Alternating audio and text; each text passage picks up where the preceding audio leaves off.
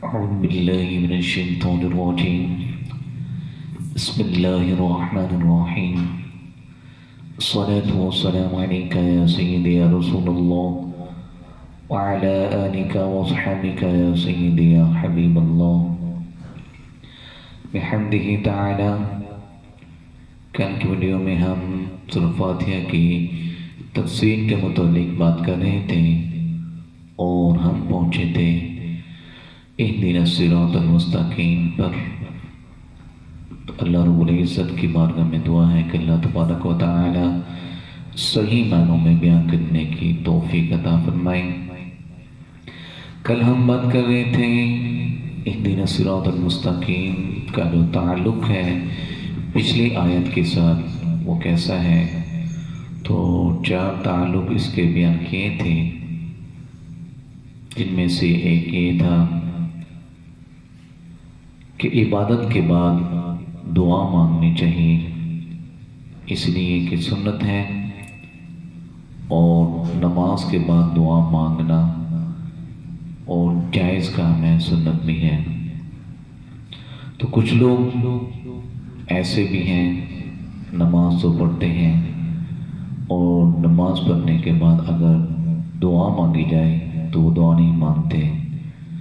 تو اگر ان سے کہا جائے تو وہ کہتے ہیں، یہ اعتراض کرتے ہیں، جی ہم نے تو نماز میں دعا مانگ لی.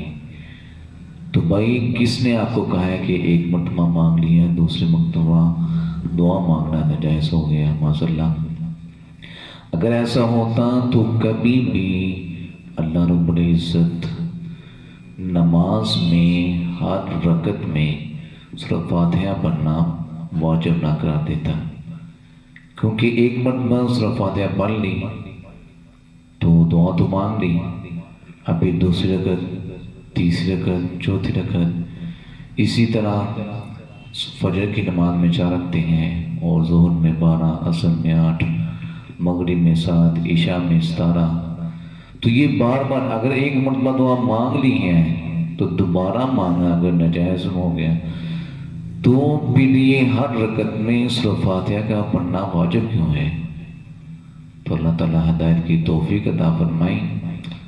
تو پتہ یہ چلا ہمیں ایاک نعبد و ایاک نستعین کی آیت مبارکہ کے بعد اہدنا الصراط المستقیم اللہ رب العزت کا فرمانا، کہ پتہ یہ چلا کہ عبادت کے بعد دعا مانگنی چاہیے، کیونکہ عبادت کا جو مغز ہے وہ دعا ہے.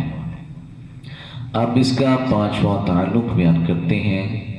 وہ اس طرح کا ہے کہ عبادت وغیرہ کے بعد ہدایت کی دعا مانگنا ہے، اس لیے ہے کہ بغیر ہدایت کے عبادت مقصود تک نہیں پہنچتی. بڑے بڑے عابد آخرکار زندیق بن گئے، جیسا کہ ابلیس وغیرہ بڑے عابد تھے، تو بعد میں وہ لعنتی اور مردود ہو گیا. لوگ اول درجے کے عابد تھے اور بعد میں گمراہ ہو گئے. تو عرض کیا جا رہا ہے، خدایا ہم اپنی اس عبادت پر نازا نہیں ہیں، تجھ سے ہدایت اور ہدایت پر استقامت مانگتے ہیں.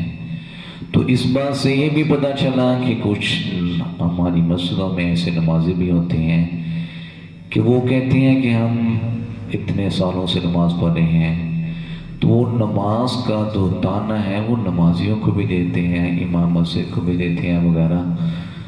تو پتہ یہ چلا کہ عبادت کر کر اوپر آگے دعا مانگنا کہ مالک ہم نے عبادت کر لی تو اس پر قبول و منظور فرما، اور اس پر استقامت عطا فرما. تو عبادت پڑھ تو نہیں ہے تو اللہ تعالیٰ سے بارگاہ میں دعا بھی مانگنی چاہیے کہ اس عبادت کے صدقے ہدایت بھی نصیب فرما.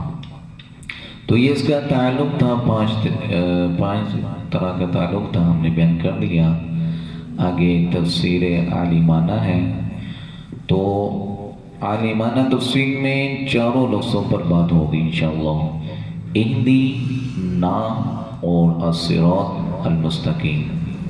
یہ جو 4 لفظ ہیں اس آیت میں، انشاءاللہ اس پر بات ہوگی پہلا لفظ ہے اہدی. اہدی ہدایت سے بنا ہے، جس کے معنی ہے رہبری کرنا یا منزل مقصود کا پتہ نشان دینا، یہ اس کے معنی ہے. اب ہدایت دو طرح کی ہوتی ہے، ایک فقط راستہ دکھانا، دوسرا مقصود تک پہنچا دینا.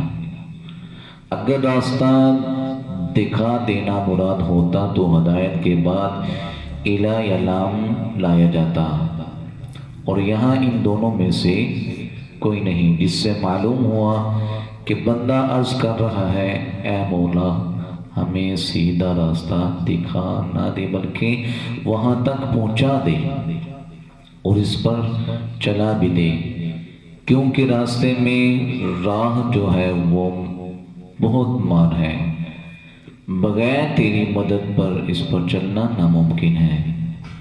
اور نہ سے معلوم ہوا کہ دعا کرنے والا سب کے لیے دعا کر رہا ہے، یہ نہیں کہتا کہ فقط مجھے ہدایت دے، بلکہ یہ کہہ رہا ہے کہ ہم سب کو سیدھے راستے پر چلا. تو اس سے یہ بھی پتہ چلا جب بھی دعا مانگی تو جمع کے لفظ بولیں، یہی دعا کا طریقہ ہوتا ہے. تو اللہ رب العزت کی بارگاہ میں دعا ہے کہ اللہ تبارک و تعالی الفاظ کے اعتبار سے کوئی غلطی کوتاہی ہوئی ہے اپنی رحمت بے بہا کے صدقے انہیں معاف فرمائیں. یہ بات انشاءاللہ ایسے چلتی رہے گی، دعاؤں میں یاد رکھے گا. وما علینا الا البلاغ المبین. آخر میں یہ بھی عرض کر دیتی ہیں کہ کسی نے کوئی سوال پوچھنا ہو، وہ ویڈیو کے نیچے واٹس ایپ کا نمبر دیا ہوا ہے، وہ سوال پوچھ سکتا ہے. جزاک اللہ.